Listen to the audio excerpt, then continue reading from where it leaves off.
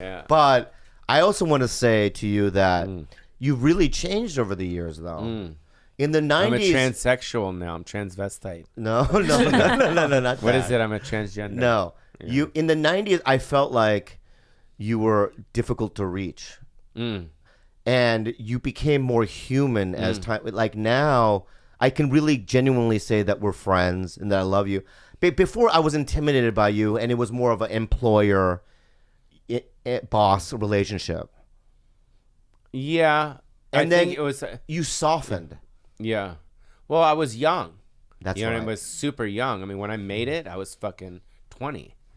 I was like the fucking. I don't want to say I was the biggest star, but I mean, like at the time. Yeah. You know what I mean? Like in my teen, or not my teens, but in my all my 20s. How old are you? I'm 45 now. You're 45? Yeah. Shit, I got to get out of here. I thought this was a millennial podcast. I thought I was going to be bringing my, up the to YouTubers. the YouTubers. The are Viners. coming. Yeah.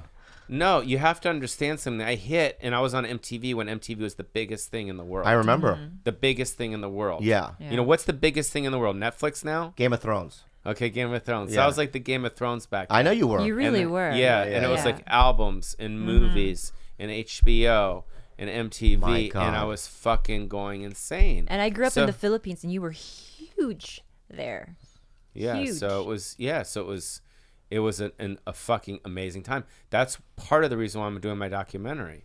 You know what I mean? I have all that footage from that era because that was before the internet, and that was before, and the younger generation doesn't really know. Yeah. Like my friend Joey, who's editing this other documentary, his girlfriend, she's Asian, she's cool.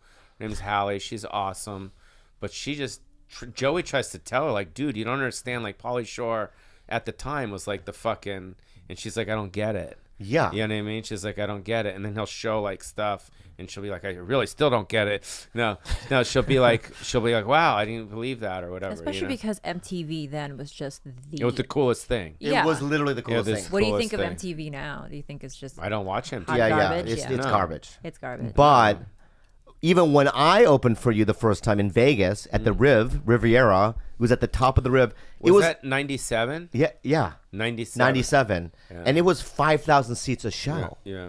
I mean, it was packed. Yeah. And then you would go to his penthouse. Remember the marble and the grand piano overlooking I mean, it was like, because I was waiting tables at I didn't know anything. I'm from San Diego. I don't know nothing. And to see that, and I remember Kevin was on your sitcom, Kevin Westman. Yeah. Weissman. Yeah. Kevin, meeting him. Your mom was there. And that was the night, the first time I ever opened for you where she made me a regular. It was a life-changing event for me. Yeah.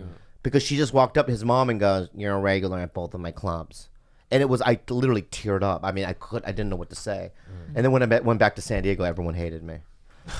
Yeah. Because of the fact that I had only been doing comedy for like a year. Been plucked out by and him. I got plucked out by the Shores. And so there was, I think, a little jealousy there. And then I was a little cocky because I was, vetted by, the family.